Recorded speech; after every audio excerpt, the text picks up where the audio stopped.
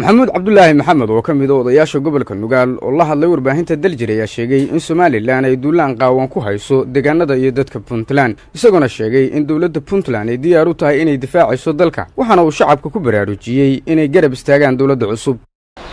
marka hore waxaan ka hadlayaa arinta Soomaaliland ilaa iyo bishii January 2018 Puntland waxay ku haysay daandaansi doqonnimo ah oo aad moodid in wali ku jirto Puntland madaxweynaha sheegay oo dulqaadka waa ka dhamaaday annaguna waa ku taageersanaa waxaan leenahay madaxweynaha Saciid Cabdulaahi Dani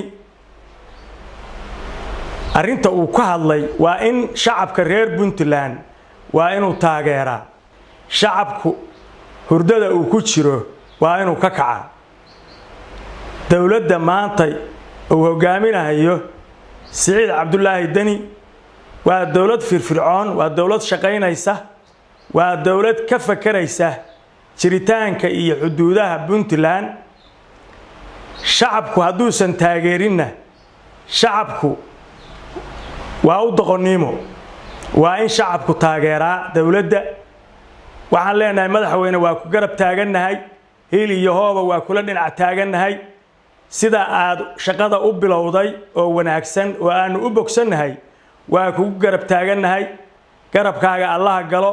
annana waa ku garab taaganahay sidoo kale maxamuud cabdulaahi maxamed ayaa ka hadlay arintii maanta ka dhacday magaalada Gaalkacyo ee xarunta gobolka Mudug oo ahayd buqcadii isku laayeen rag weyn oo ku dhinteen in ka badan 4 qof waxaana uu odayaasha dhaqanka ee Puntland ugu baaqay in arintaasi ay ka howlgalaan arinta Mudug ka jirta oo Gaalkacyo ka dhacday maanta waa cambaaraynayna waana ka soo horjeednaa waxaan leenahay labada reer oo walaalaha iyaguna walaalaha ah oo maanta raggu isaga dhintay aqligu inuu shaqeeyo la rabaa waxa la rabaa dad wax ma garata ah oo aan ka fakarayn aayaha adduunka iyo aayaha aakhiro midna inay dadka isku layn wixii hore oo dhintay waxaan leenahay Ilaahay ha u naxariisto wixii dhaawacana Ilaahay ha u boogadhayo laakiin waxaan leenahay hal lagu dadaalo wax dambe inayan dhicin in la xakameeyo fatanta baanu soo jeedinaynaa waa in loo istaagaa meel kasta oo wax garadka reer Puntland joogo arinta inayan halka dhaafin ee la xakameeyo